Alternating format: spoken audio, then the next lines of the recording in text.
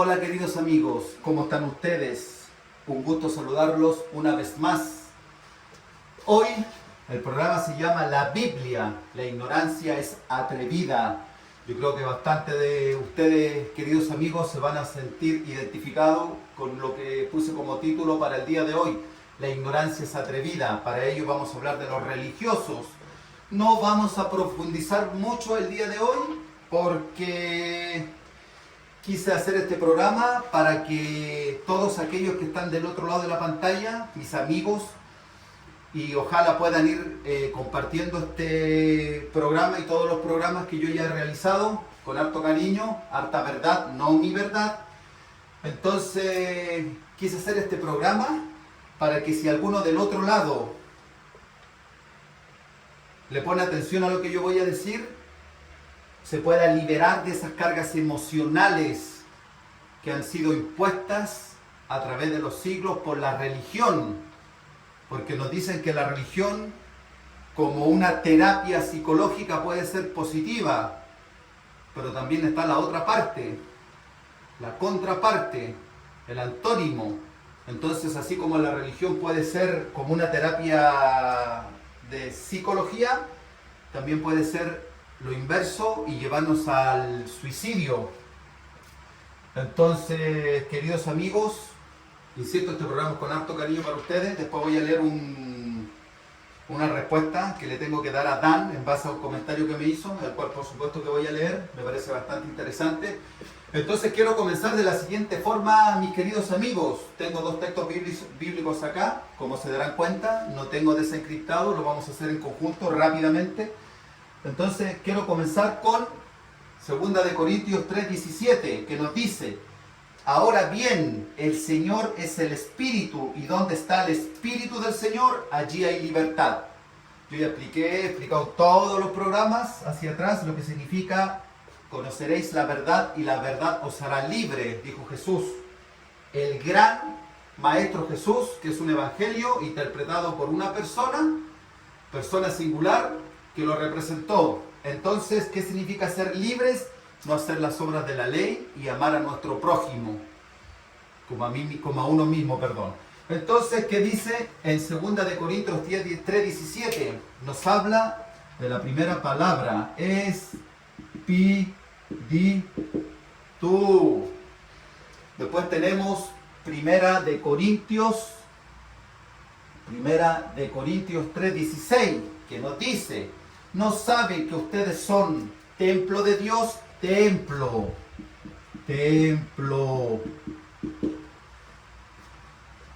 Y que el Espíritu de Dios habita en ustedes. Entonces acá tenemos dos palabras que se repiten. Espíritu se repite dos veces, acá y acá. Y tenemos templo que aparece acá. ¿Qué significa espíritu, mis queridos amigos? Lo he dicho en todos mis programas. Todos. Espíritu significa entendimiento. Eso significa entendimiento. Nada más. Entendimiento. ¿Y qué significa templo?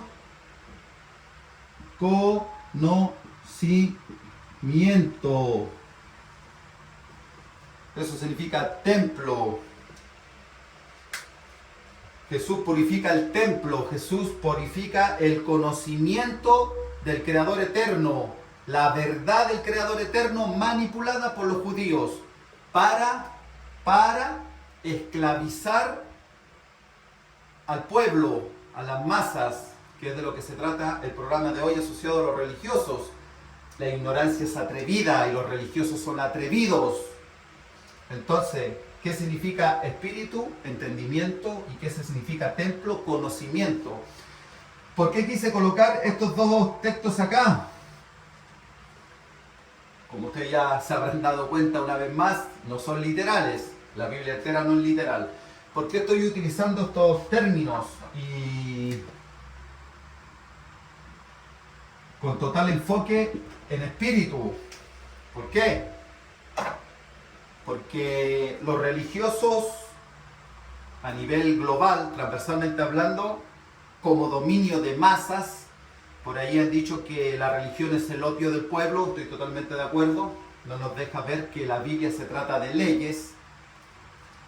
Le vamos entregando el poder a la ley, disfrazado de religiosidad, y seguimos condenándonos, y seguimos atándonos y llenándonos de problemas. Entonces el programa, como les dije al comienzo, va dirigido para todos ustedes, amigos, para aquellos que tengan un problema, alguna tranca, algún dolor, algún sentimiento encontrado asociado a alguna situación que se les pueda haber generado a cualquiera de ustedes, como también a mí.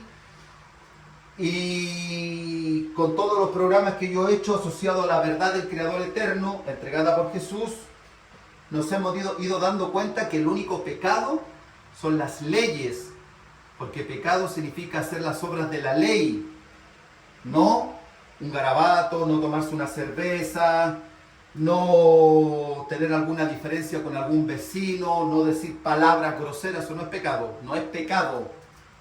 Eso, la ley nos muestra que es pecado, porque la ley nos viene a evidenciar cosas que no tiene que evidenciarnos.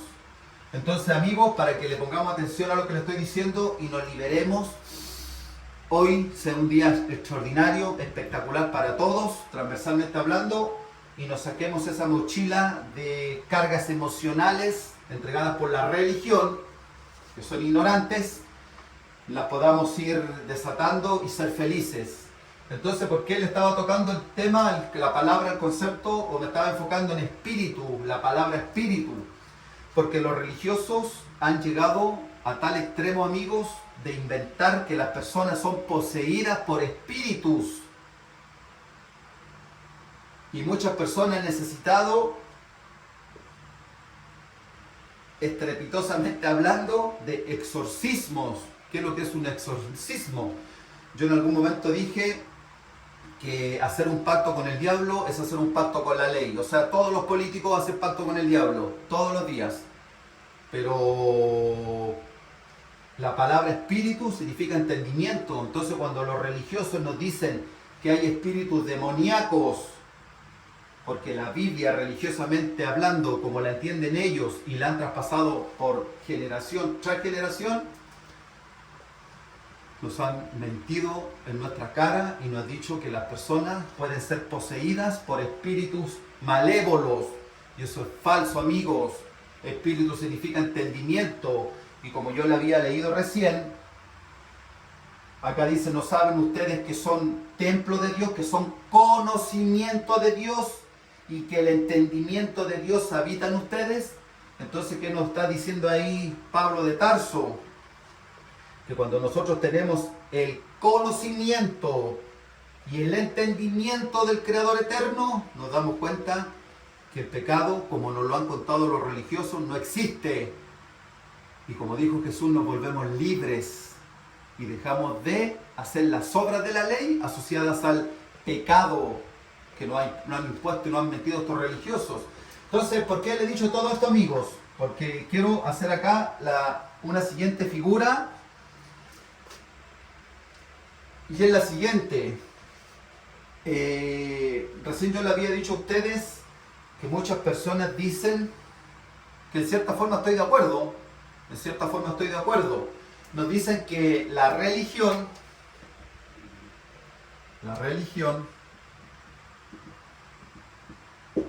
es una buena psicología, no lo voy a poner la P acá, psicología para el alma. ¿Qué significa alma? Que no es literal, significa corazón, eso significa alma.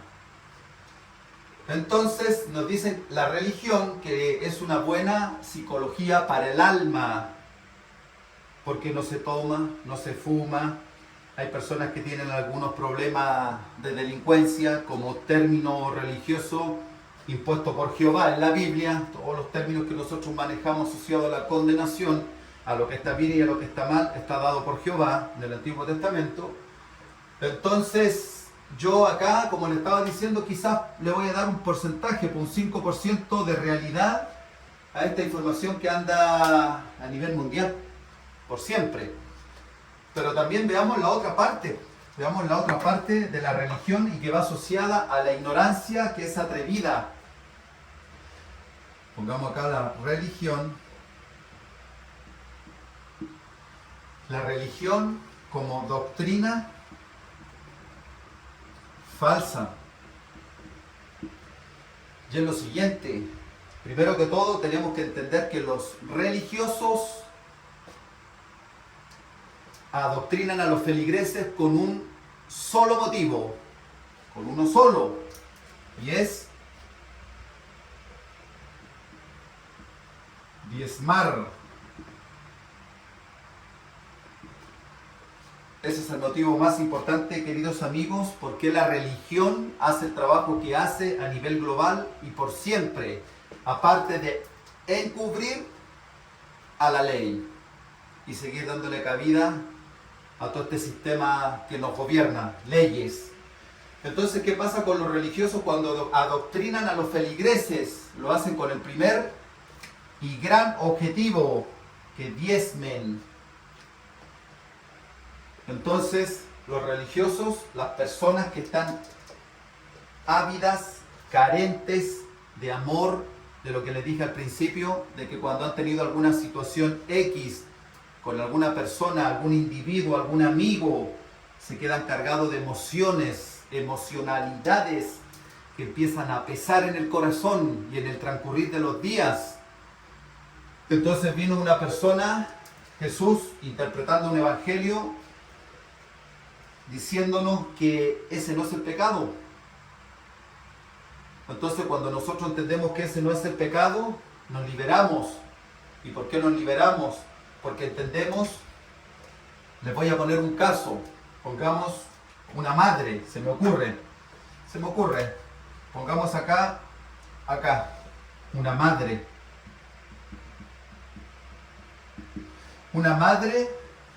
que abandonó a sus hijos,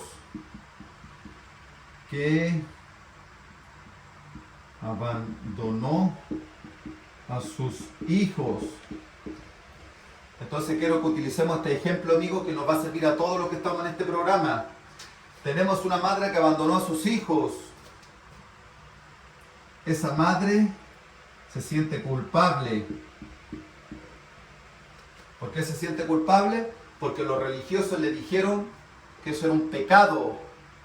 Obviamente este programa es para inteligentes. Sabemos que a los hijos hay que protegerlos, amarlos y dar la vida por ellos. Pero estamos suponiendo que no todos tenemos la fortaleza, como también lo dije al principio, que tenemos quizás muchos. Entonces eso también es válido. Entonces acá estamos haciendo un ejemplo de esas personas que no tienen la fortaleza porque están cargados de emocionalidades y no son capaces de sacarse esa mochila de culpabilidad. Entonces este programa va para esas personas. Entonces, siguiendo con lo que estaba diciendo, tenemos una madre que abandonó a sus hijos, tenemos una madre que se siente culpable, tenemos una madre que se cuestiona todos los días de su vida lo hecho, el abandono de sus hijos. Vemos a esa madre acorralada por la sociedad. Pero, ¿qué pasa cuando esta madre empieza a entender que quizás por X motivos, por X situación, no tuvo la fortaleza, como les decía recién, de muchas otras madres? Quizás no vivió en un ambiente propicio para que ella pudiese repetir y entregar los valores que le entregaron a ella. ¿Qué pasa si esa madre quizás fue abandonada y ella, como es sabido a nivel global, como actuamos los seres humanos, traspasó esa mala enseñanza, esa carencia de amor a sus hijos? Y llegó a esto, al abandono. Pero ¿qué pasa cuando esa madre empieza a sanarse, empieza a entender lo que le acabo de decir, que ella vivió en una infancia dura, difícil, y quiere reparar los daños y se empieza a perdonar? ¿Qué pasa con la sociedad, y queridos amigos? La sociedad toma la Biblia y nos dice que todo lo que hizo esa madre es pecado. Y ese pecado viene dado y regalado por la religión, la cual día a día nos inculca que tomarse una cerveza, decir un garabato, pasarse una luz roja y todo lo que a ustedes se le ocurran es pecado. Entonces, ¿qué pasa con esa persona cuando esa palabra, ese concepto pecado religioso, literal, como nos lo han vendido los religiosos, se empieza a hacer, empieza a ir creciendo en la persona, empieza ese sentimiento de culpabilidad basado en esto, empieza a empoderarse y a apoderarse de esa madre. Podemos seguir poniendo más ejemplos. Los hijos perdonaron a la madre. La familia perdonó a la madre. Los hijos aman a su madre porque la están aprendiendo a conocer, a entender lo que ella tuvo que vivir y que quizás no estuvo en un ambiente adecuado para comportarse adecuadamente según lo dicho por Jehová. Y termina, no voy a decir la palabra, ya la dije una vez, la voy a escribir. Y termina en esto, en esta desgracia irreversible. ¿Qué pasa ahí, amigos? Con la religión que nos ha mostrado toda una vida que todo lo que le he dicho es pecado. ¿Qué pasa ahí, queridos amigos?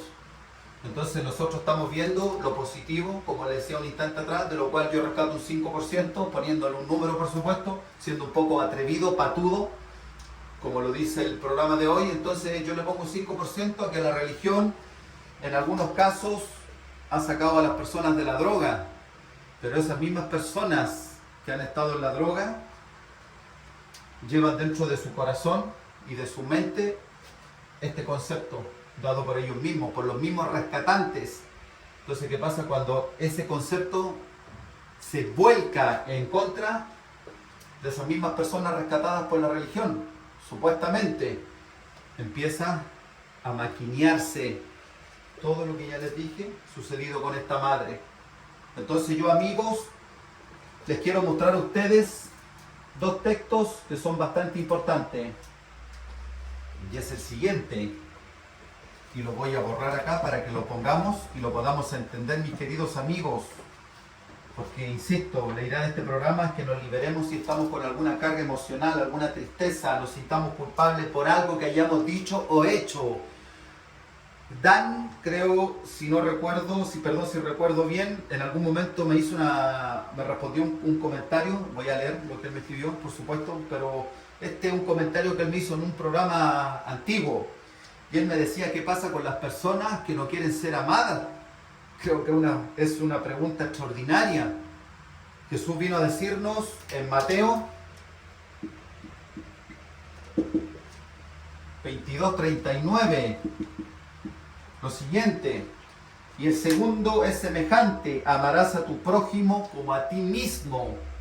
Pero ¿qué pasa cuando nuestro prójimo no quiere ser amado? Como decía Dan, ahí nuevamente volvemos a caer en esto. Y eso es lo que yo espero de este programa, amigos, que nos liberemos de esto, de la religión y de lo que nos enseñaron que era pecado. Porque ¿qué pasa cuando una persona no quiere ser amada, como dice Dan?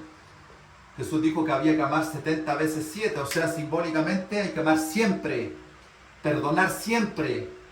Pero ¿qué pasa cuando la persona no quiere ser amada? Hay que retroceder, por supuesto, un paso atrás, pero no caer en esto y sentirlos culpables porque estamos retrocediendo un paso atrás. Les voy a poner un ejemplo que el otro día pensaba, y lo he conversado bastante con mi madre y mi hermana. ¿Qué pasa con esas parejas que son celosas? Y es poca la confianza que se tienen como parejas, valga la redundancia. Y estas parejas, por dar un ejemplo, son visitadas constantemente por amigos. Pero después que esos amigos se retiran de la visita, se generan pleitos internos en esa pareja por temas asociados a celos. ¿Qué pasaría si nosotros nos enterásemos de que después que nosotros nos alejamos, se generan estas situaciones asociadas a celos, que en muchos casos terminan en tragedia.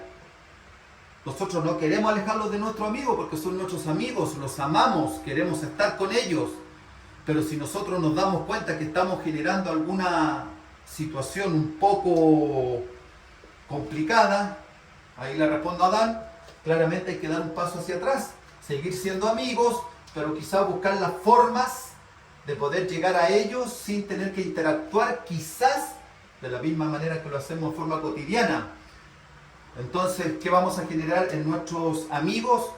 Paz emocional, porque ellos tienen esto en su cabeza.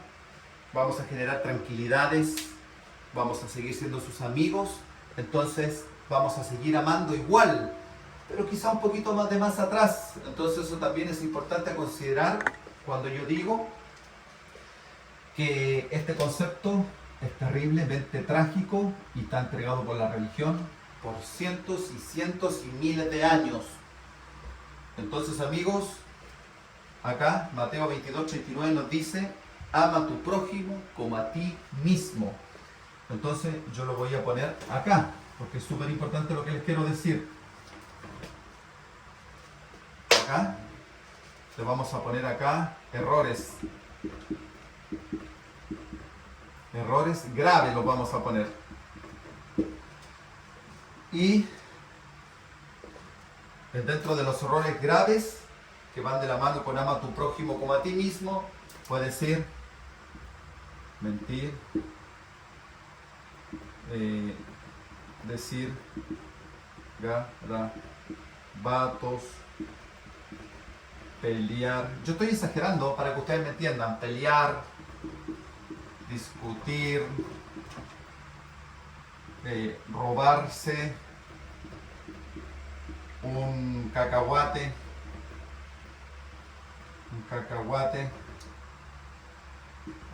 y así sucesivamente todo lo que a ustedes se les pueda ocurrir. Entonces nosotros nos levantamos en el día a día, en el cotidiano, pensando que mentimos. Hoy día yo mentí y empiezo a trabajar, como dicen los religiosos, empiezo a trabajar mi cabeza y mi psicología para no mentir más. Pero después, laboralmente hablando, se me genera una situación donde tengo que volver a mentir. Segundo pecado. Y me vuelvo a cargar de emocionalidades. Trabajo con la segunda emocionalidad causada por la segunda mentira. Llego a mi casa y se me genera una situación X con un hijo. Y no puedo ser abierto a la información que le entrego a mi hijo por razones obvias, transversalmente hablando. Entonces caigo en una tercera mentira. Y después caigo en una cuarta mentira y en una quinta mentira. Y ese ejemplo es para todos. Extrapolémoslo en todo lo que está escrito acá.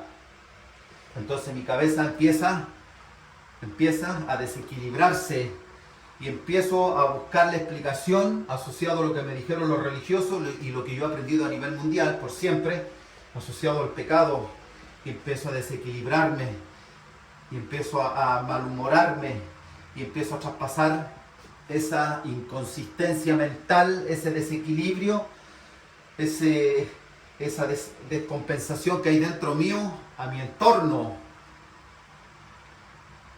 y no termino nunca de sanarme. Entonces, cuando los religiosos nos dicen que mentir es pecado, nos damos cuenta con el ejemplo que le estoy poniendo, mis queridos amigos, que si hablamos de pecado, literalmente hablando, es imposible no dejar de pecar, como dicen los religiosos, amigos.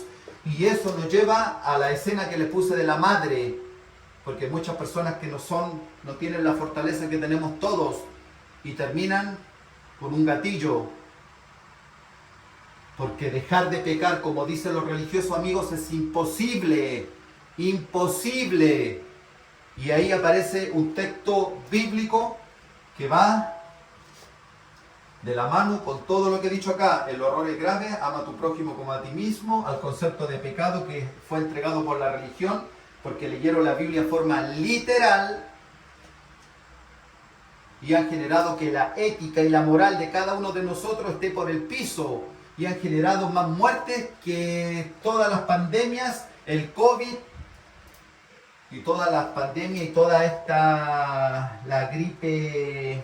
¿Cuántas muertes han existido a nivel mundial por gripes, por pandemias, por fiebres, el SIDA, cáncer? Esto es 10 veces peor. Y acá hay un texto bíblico que respalda todo lo que yo he dicho. Y está en Romanos 5:13. ¿Qué dice Romanos 5:13? Desencriptadamente hablando. Pues antes de la ley había pecado. Yo dije lo que era pecado en el programa anterior y en todos los programas. Pecado significa hacer las obras de la ley. Pues antes de la ley se hacían las obras de la ley en el mundo, pero donde no hay ley no se inculpa de hacer las obras de la ley. ¿Me entienden lo que le estoy diciendo, amigos? Ley. Acá Pablo de Tarso nos está diciendo que la ley evidencia todo lo que yo puse acá.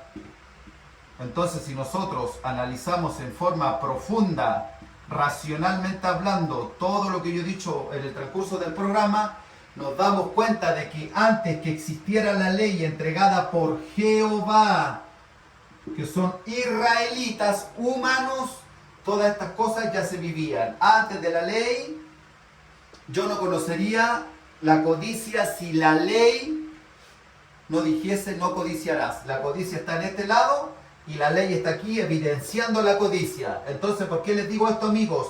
Porque el pecado religioso siempre va a existir, pero no es pecado.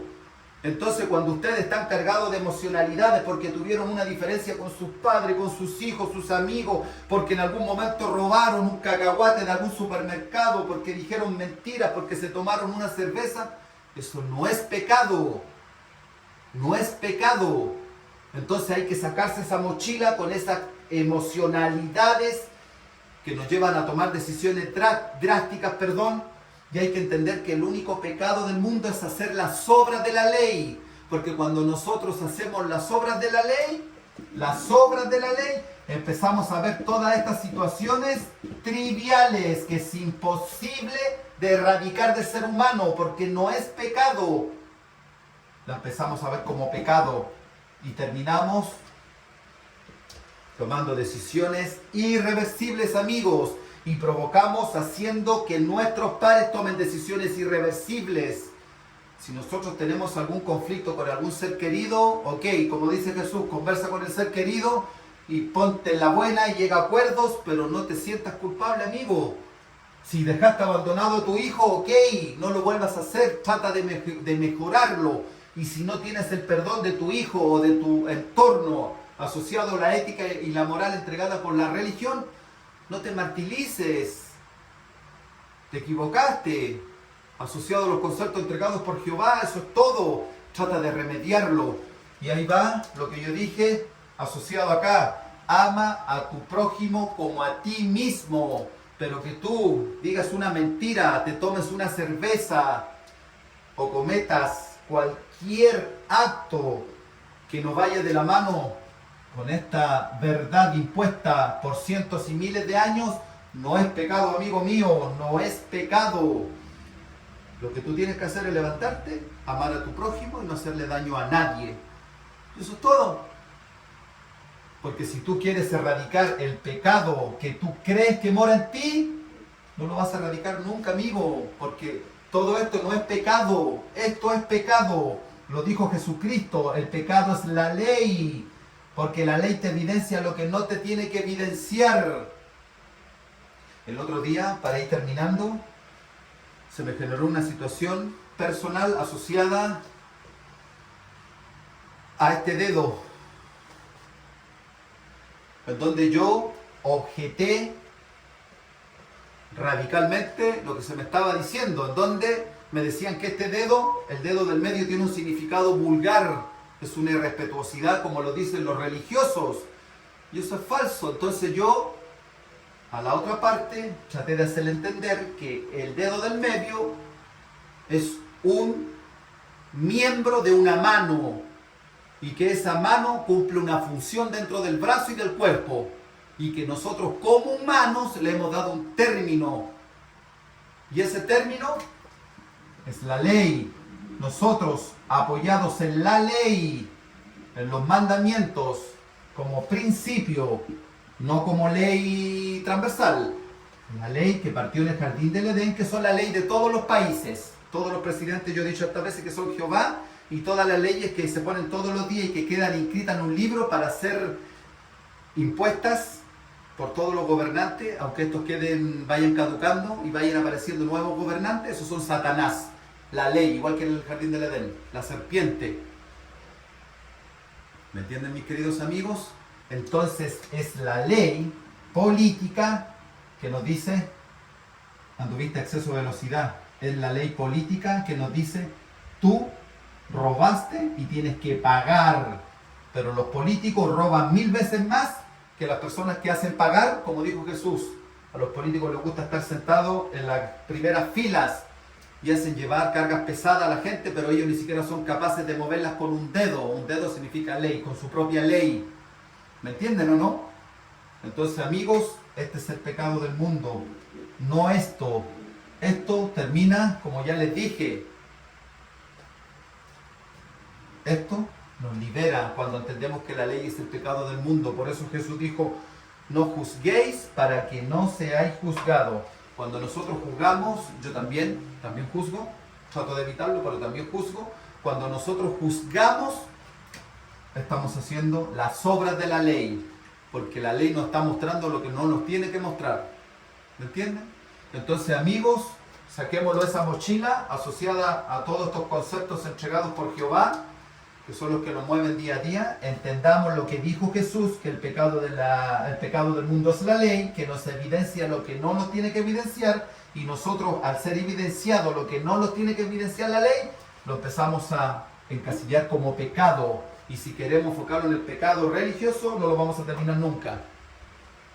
Cuando se terminen las leyes, que es lo que dice Apocalipsis, vamos a partir desde cero, y cuando partamos desde cero, amigos, también nos vamos a mirar feo, vamos a arrugar nuestro ceño, también nos vamos a disgustar quizás por alguna situación, quizás también me voy a pegar en un dedo y voy a decir algún garabato. Mientras la ley no se pronuncie, eso no es pecado ni nos lo vamos a dar cuenta, porque son reacciones humanas. Entonces libérense, queridos amigos, porque eso no vale. Esto es lo que vale, entender que la ley es el pecado del mundo, para enterrar de una vez por todas esto.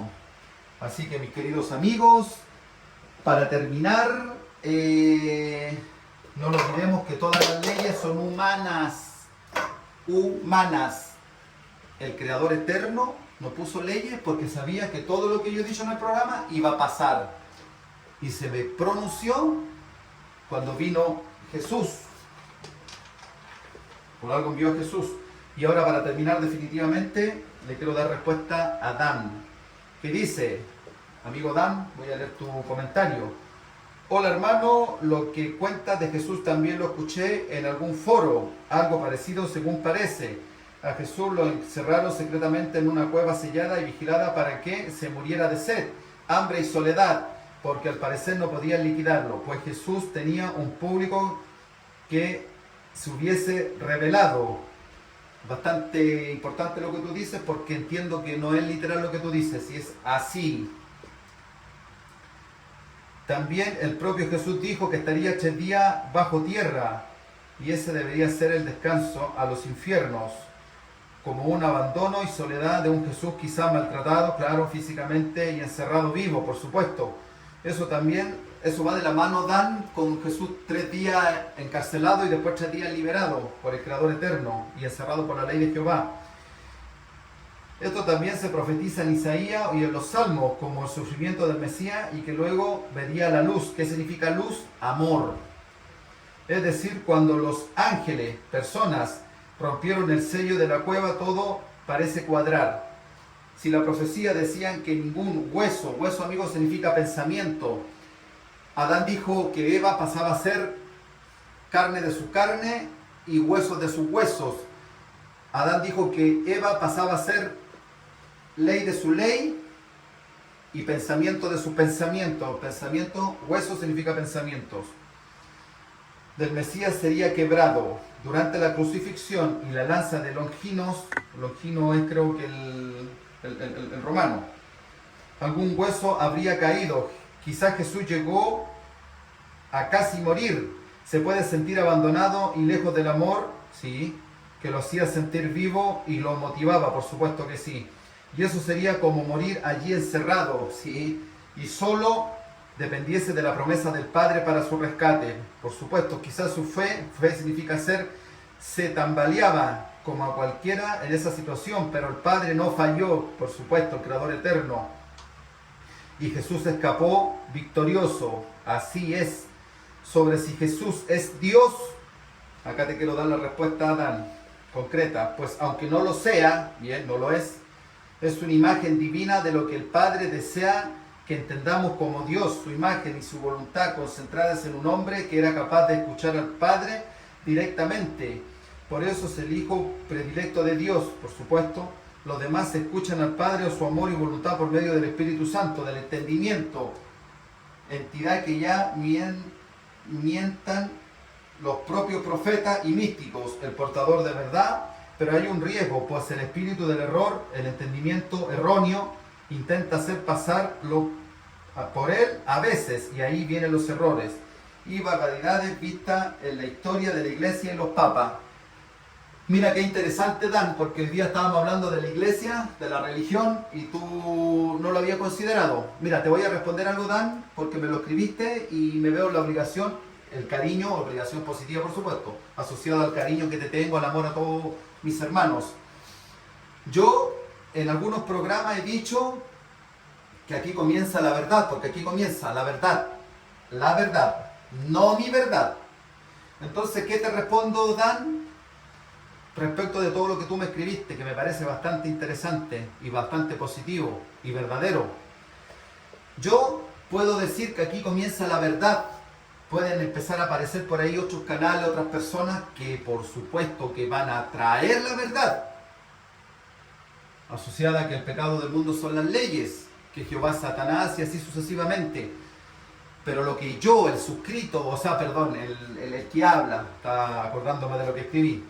Entonces, lo que te puedo decir, Dan, yo como el que habla, tanto por mí y por todos aquellos que puedan venir, creo que nosotros, ninguno puede ni va a decir lo que dijo Jesús, en cuanto Jesús, lo que tú dijiste, tenía comunicación con el Creador eterno. Si tú analizas la figura de Jesús, Dan, te vas a dar cuenta que Jesús es un evangelio. Entonces, ese evangelio está hablándole al Padre el evangelio, pero por medio de un individuo que representa ese evangelio llamado Jesús, y por ende ese individuo pasa a ser Jesús. Hay una amalgama perfecta ahí, como dice una canción. Entonces Jesús, al apropiarse del evangelio, Él es Jesús. Y ese Jesús claramente fue el único y será el único en decir abiertamente que Él viene enviado por un Creador eterno, como evangelio o como una persona que se apropió del evangelio. Sin embargo, el que habla y otros amigos que puedan aparecer por allí, podemos decir con harto peso que aquí comienza la verdad. Pero yo jamás podría decir, Dan, que el Creador eterno me envió. No puedo, porque el Creador eterno no habla con nadie, de ninguna forma, no habla con nadie. Sin embargo, sí lo hizo con el evangelio representado por una persona, y esa persona se apropió tanto, lo hizo tan extraordinariamente bien, que pasa a ser Jesús. Y él, como Jesús, sí, a viva voz dijo que había sido enviado por el Creador eterno. Entonces, esa es la gran y magnífica diferencia entre Jesús y todos los que podamos decir la verdad, que viene después como consecuencia del magnífico Maestro Jesús, en su actuar, en su proceder, como persona representante de un evangelio. Entonces cuando Jesús en todos los pasajes bíblicos nos dice mi padre y yo, claro, está hablando como evangelio. Eso hay que tenerlo claro, como evangelio. Entonces como que el evangelio tiene una voz y dice yo como evangelio, que soy ama a tu prójimo, soy uno con el Padre en sentido figurado, pensamos igual, nos movemos igual, Él habla conmigo, pero no podemos descartar esa figura, que yo se la voy a mostrar por supuesto quién es, y es el único individuo, ahora sí me refiero a él como individuo, que puede decir lo que Él dijo, que fue enviado por el Creador eterno. Yo jamás podría decir eso, ni nadie, porque no es así. Así que, querido Dan, espero haberte respondido. Un abrazo para todos ustedes. Liberémonos del pecado religioso, porque el único pecado es hacer las obras de la ley que nos muestran todos estos falsos pecados religiosos. Un abrazo a la distancia, que el Creador